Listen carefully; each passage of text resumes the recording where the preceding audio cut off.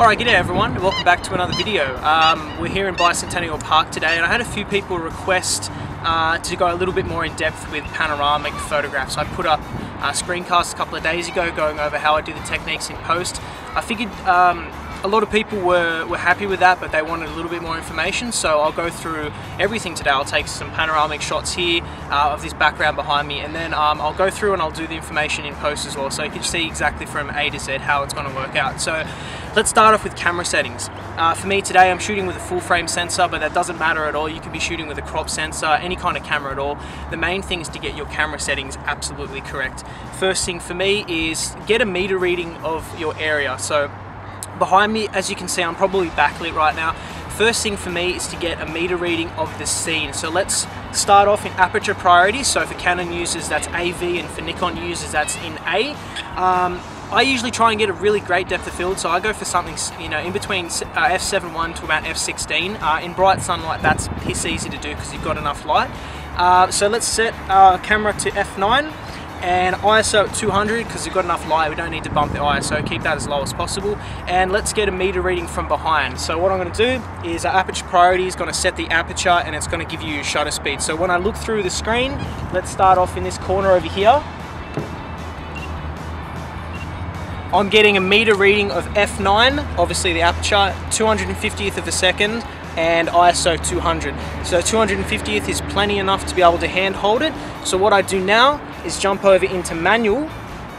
I set my shutter speed to 250th of a second, 250th of a second, f9 and ISO 200.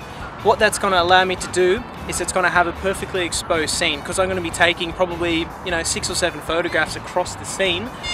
It's going to be the exact same.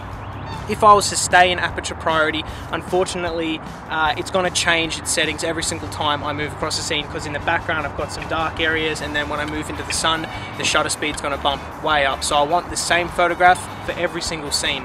Now the best thing to do now is to take 5 or 6 or 7 different photographs in a vertical perspective. The best thing about vertical shooting for panoramas is you get a whole lot of information for your height. So the D3S shoots at about 200 pixels higher, so that's going to be heaps to be able to work with. So now I'm going to take 5 or 6 photographs going across, and let's work it from there. So I'll start in this corner over here. I'm going to focus that. As soon as I focus on my scene, I'm going to change it to manual focus. So now I've got manual everything, manual ISO, aperture, shutter speed, and manual focus, so nothing's going to change at all. Now I'll do a sweeping action as I go across.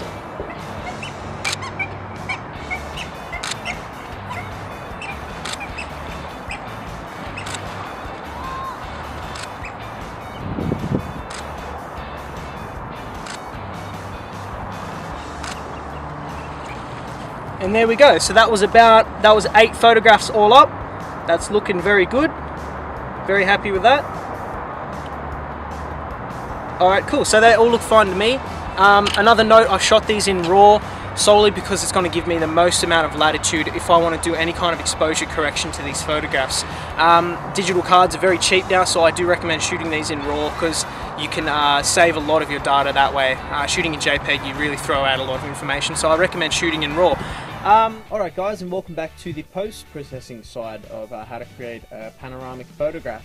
As I mentioned, it's quite easy to do. Once you do it a few times, it basically becomes second nature. The beauty of using Photoshop's photomerge, it does a really good job of blending these merging all these layers together, so it saves you a hell of a lot of time there. So as I mentioned, it's very easy to do. I'm about to start prep work on some of these images to get them ready to be able to merge them all together. Again, these photographs were shot in RAW. These are the 8 photographs you saw in the first section. Alright, let's start off with this first photograph here. All I'm going to do is bring the highlights down a little bit to get some of that sky revealing. As you can see, there's the before and after. So I want to pull it down, not too far, just a little bit. Same with the whites, pull that back. And I want to get this looking a little bit more punchy, so I'm going to pull the blacks down. I'm going to pull the clarity up. Actually, no, I'll leave the clarity because I'll do a separate section in this video to show you the difference the clarity does.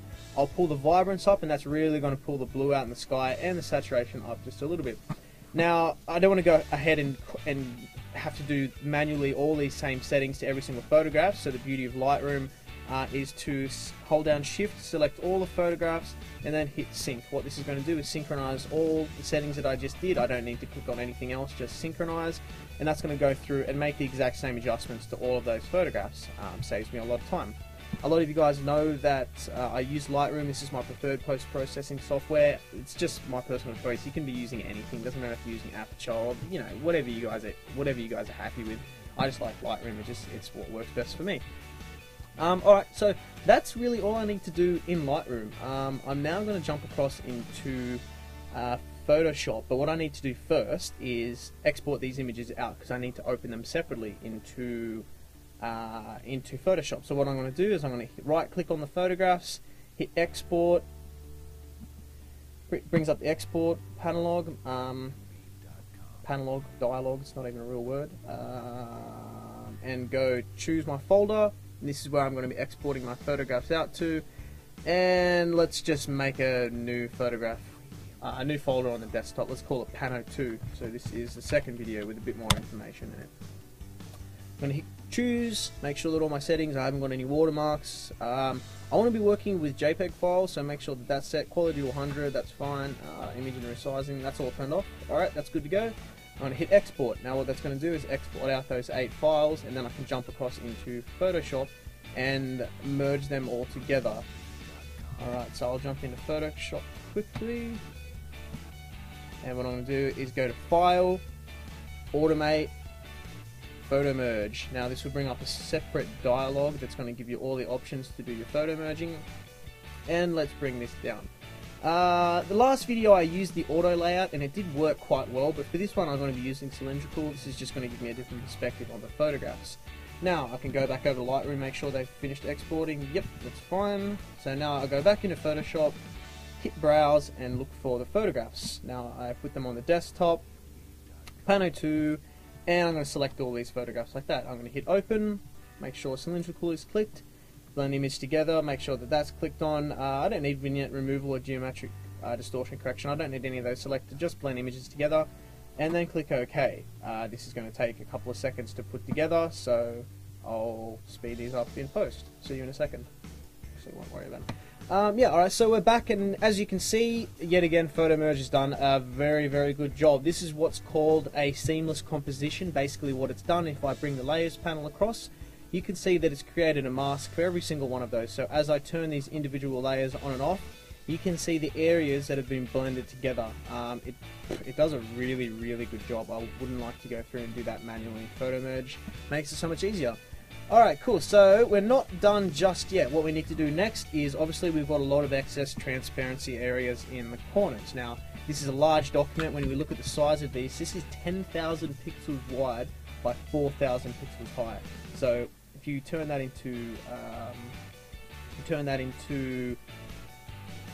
inches, that's the size of the print that you could do without losing any form of quality. This is a 45 by 20 inch print at 240 pixels for your DPI. Now that's absolutely massive. You could do a 3 meter print on this size if you wanted to. Alright, next thing we're going to do is crop it, because we've got a lot of excess areas up in the top and left hand corner, so I want to piss that off. So quite easily just use the new crop tool in CS6, which is a lot like Lightroom, which is great, and double click, and there we go. I've now killed all the excess areas. So there we have a very wide landscape image. A few more things that I have to do to it. There's a couple of areas that look a little bit strange, mainly this section here in the water. It just looks a little bit weird there. That was one of the areas that's been merged together. Now the water's changed as I've taken the photograph, but quite easy to fix. So all I need to do is make sure that I want to merge all of these layers together. Now what I can do is select them, hold down Shift, select all of the layers, and press Command E on Mac or Control E on Windows. That's going to merge it into a single layer. Now that means that I can do any kind of manipulation to that layer. Now what I want to do is just get the cloning tool, so the keyboard shortcut is S for stamp. Sorry, the S for the stamp tool for the cloning tool. And I want to right click and make sure that I've got a very soft brush, bring up the size a touch, and I'm going to start cloning some of these areas and just making it look a little bit more realistic. as I said, this is just a very quick example, but you get the idea. So that line area there is just gone. So you could do that a couple of different ways, but let's just clone that. So you really couldn't tell. Next thing I want to do is I've got lens flare. That's a problem with shooting into the sun. You get what's called lens flare. Light bops around in your lens and it creates all kind of different halos by the size of your aperture that you're using, etc, etc. Quite easy to get rid of. Yet again, I can use, let's see if the patch tool will work. I could probably just select this area here and let's see if I drag it across. Patch tool usually does a pretty good job on skin. I don't know about water. Nah, it doesn't really work. So let's go back and use the stamp tool. I'll deselect that area, hit S for the stamp tool. I'll grab this area over here, hold down Option to make a source selection, and then just start getting rid of the water there. So you've got it. I'm doing this very quickly again, guys. Usually I would put a lot more effort into this, but I want to keep this video as short as possible. So there you go. That's just fixed up that little water area at the bottom. Again, you couldn't really tell. The next thing would be, I don't know what these weirdos are doing in the boat over there, but whatever. I'm gonna get rid of this area here. So all I'm gonna do is clone some of the trees and just drag that across. Yet again, all I'm doing is creating new pixels that it's using from a source area. And you could never really tell the difference. I just prefer the look of the trees rather than that halo that comes from the flare.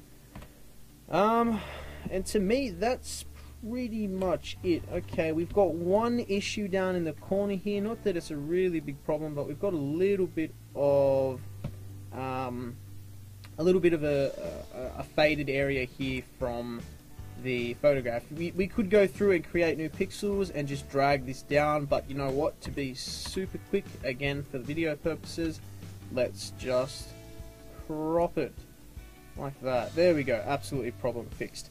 Alright, so I'm going to save this image out, then I'm going to bring it into Lightroom and I'm going to do a couple of clarity adjustments just because I personally think that sky could look a little bit more dramatic. So I'm going to hit Command Shift and S to save it out. I want to save this as a JPEG. Just like that. Hit save. Full quality. Okay. Alright, cool. Sorry guys, my computer just had a complete freak out, so hopefully I'm up and running again.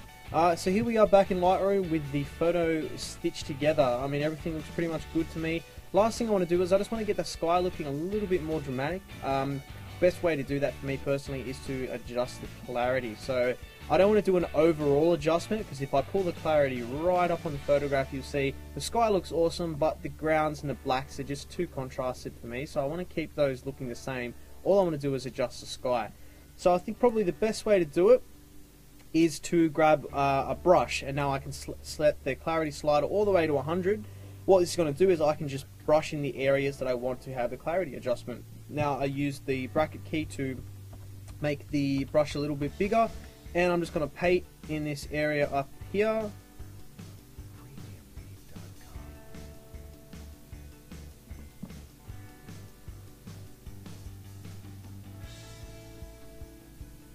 Just like that. Bring the exposure down. So I just want the clarity. That, and the tint's been adjusted for some reason as well, so I don't want to go down tint at all. I want to keep this like that. So there we are. I can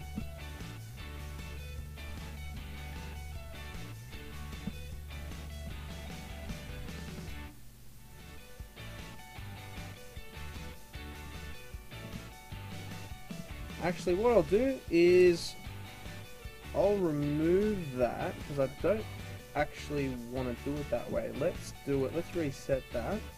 Alright, and what I'm going to do is, for some reason the brush wanted to overexpose it. I don't know why. All I want is clarity, so I just want that to be 0, and I want the tint to be off as well. I don't want to adjust the tint whatsoever. So yeah, I just want to get just this area of the sky, just getting that a little bit darker. I don't want to hit any of the trees.